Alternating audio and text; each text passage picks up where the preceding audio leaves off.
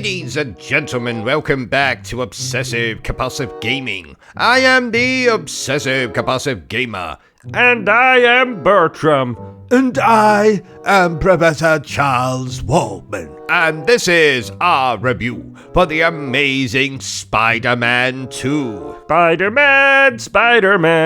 Stop that, Bertram. So, the Amazing Spider-Man 2 originally released in 2014. A year I remember fondly as the year I first played such fantastic video games as Grand Theft Auto 5, Bayonetta 2, and The Last of Us Remastered. It was also the year I met a very aroused Amazing Spider-Man at Comic-Con. And pray tell, Ruben, how did you know that he was aroused? Well, that suit is very, very tight. Oh my. But we're not here to talk about that. We are here to discuss the Amazing Spider-Man 2. And just like that beautiful bearded bastard Barry Burton, you're probably wondering... What is this?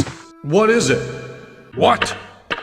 What is this? The Amazing Spider-Man 2 is an action-adventure game thing based on the movie of the same name from those talented bastards at Beanox, a company that has made more than a few Spider-Man video games, including Spider-Man Shattered Dimensions, Spider-Man Edge of Time, and The Amazing Spider-Man, a game that acts as a prequel to this bloody game. How is it? Oh, very good. No aroused Amazing Spider-Man, though. Oh, that's a shame. Quite. But how does The Amazing Spider-Man 2 fare compared to those other games starring our favorite web crawler? I guess it's time to find out. So let's review this bitch the only way I know how. Badly.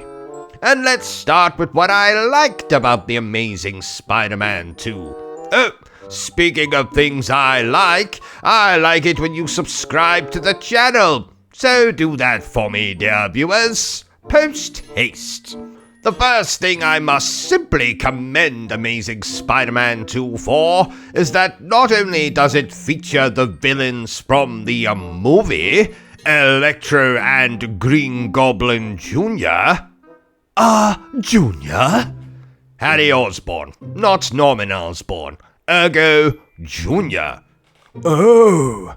Not only does it feature those bastards, but this game features Kingpin, Kraven the Hunter, Shocker, and even Carnage.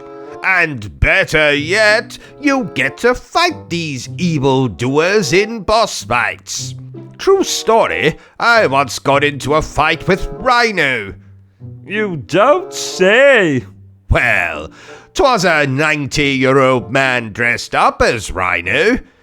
May he rest in peace. He just didn't see that giant replica of Thor's hammer coming.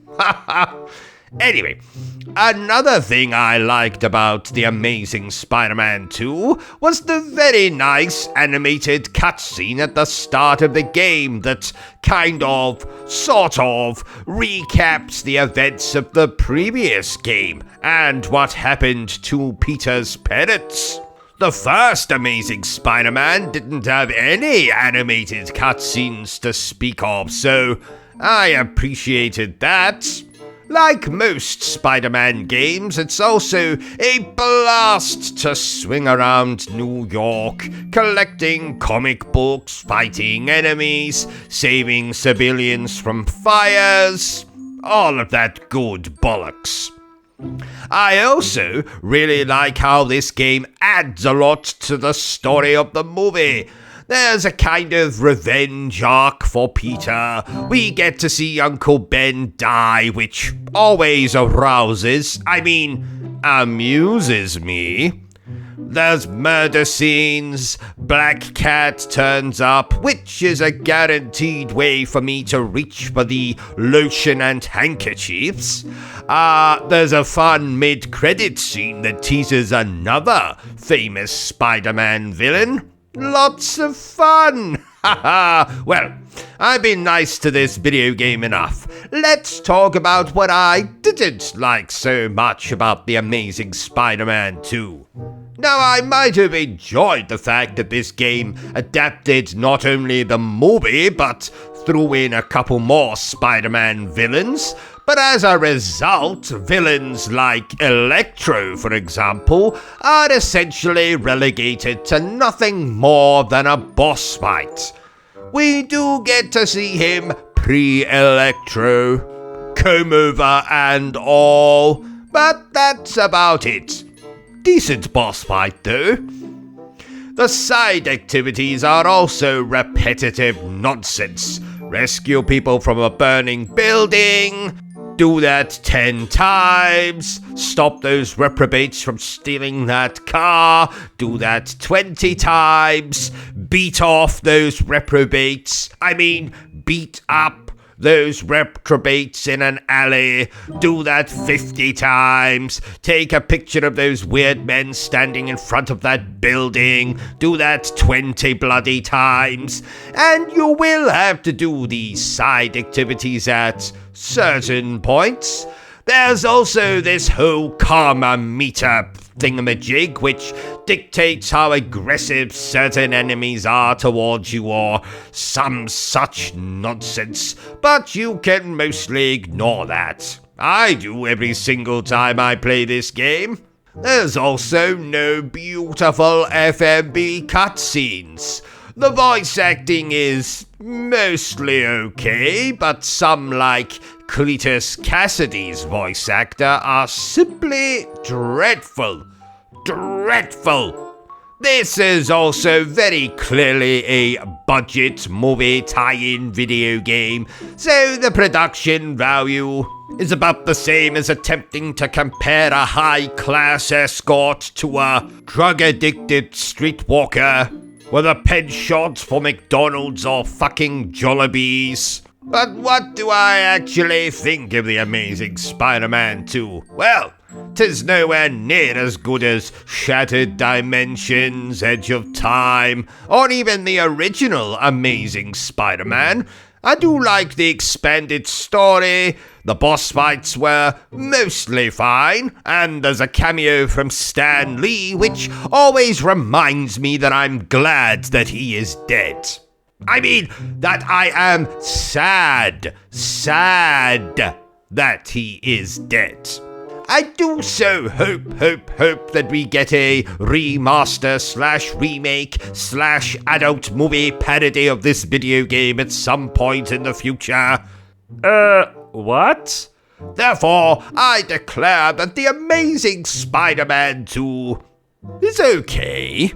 So there you have it, ladies and gentlemen, my review for The Amazing Spider-Man 2 video game. If you enjoyed this little review of mine, don't forget to give me a thumbs up. If you haven't enjoyed it, well then feel free to give me a thumbs down. But please remember the single most important thing I always tell you, dear viewer, and that is to always stay obsessed with gaming.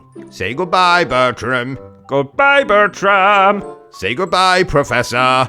Yes, goodbye, Professor. OCG, I'm sure there's a Spider-Man porn parody out there. In fact, there's probably 100. Oh, gentlemen, if you'll excuse me. Are you still here? Oh, you must have really enjoyed this video then. In that case, you had better subscribe to the channel and check out our other content. Otherwise, you're a booby pants, and no one wants to be a booby pants.